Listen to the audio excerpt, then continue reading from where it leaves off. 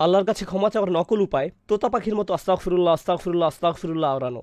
অনেকে এটা এতই কৃত্রিমভাবে করে যে আলী রাদিয়াল্লাহু আনহু একবার একজনকে এমন করতে দেখে বললেন, তোমার ইস্তিগফারের জন্য ইস্তিগফার করা লাগবে, কারণ আপনার জিভ শুধু কতগুলো আরবি শব্দ আওড়াচ্ছে, আর কিছুই না।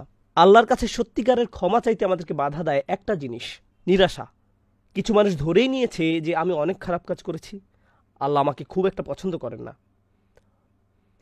অনেকে আবার এমনও বলে, আমি নিজের কানে শুনেছি যে আল্লাহ আমাকে ঘৃণা করেন, আল্লাহ আমাকে ঘৃণা করেন, আল্লাহ আমাকে দেখতে পারেন না, আল্লাহ আমার উপর রেগে আছেন কারণ আমি অনেক অনেক খারাপ কাজ করেছি। আমি জানতাম আল্লাহ চান না আমি এটা এটা করি, তাও আমি করেছি, বারবার করেছি।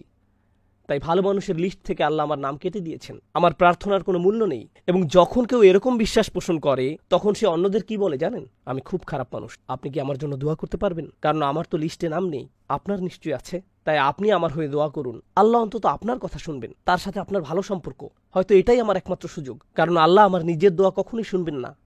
চলো নূহ আলাইহিস সালামের কথায় যাই। তিনি কাদেরকে ক্ষমার প্রস্তাব দিয়েছিলেন? পৃথিবীর সবচেয়ে অবাধ্য জাতিগুলোর একটিকে। তারা লাগাতার আল্লাহর অবাধ্যতা করত। নূহ আলাইহিস সালাম তাদের বললেন, তোমরা যদি ক্ষমা চাও তাহলে আল্লাহ তোমাদের ক্ষমা তো করবেনই, উপরন্তু তিনি তোমাদের জন্য পৃথিবীর প্রাচুর্যের দরজা খুলে দিবেন।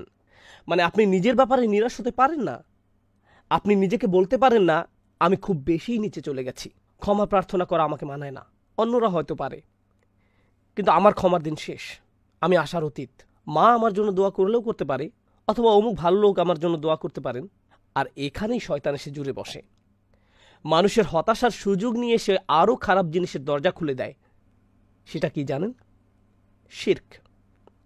শয়তান নকল ধর্মগুলো নিয়ে এসে তাকে বলে, তুমি খুব বড় গুনাহগার, জিসাস তোমাকে ক্ষমা করবেন। তুমি জিসাসের উপাসনা করো, তিনি তোমার হয়ে ঈশ্বরের কাছে ওকালতি করবেন। অথবা অমুক পীরের কবরে যাও, তার কাছে প্রার্থনা করো, তার কবরের সামনে মন্ডা মিঠাই রেখে আসো, তাহলেই সে আল্লাহর কাছে তোমার সমস্যাগুলোর সমাধান চেয়ে নিবে, কারণ তুমি খুব বড় গুনাহগার।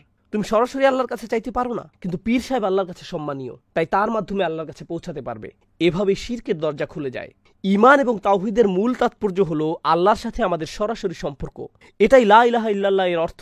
এর উদ্দেশ্যই হলো আপনি আপনার প্রয়োজনগুলো আল্লাহর কাছে সরাসরি ব্যক্ত করবেন। এবং আমি নিজে ও আপনাদেরকে স্মরণ করিয়ে দিচ্ছি, আমাদের যেই জিনিসটা সবচেয়ে বেশি প্রয়োজন সেটা হলো ইস্তেগফার।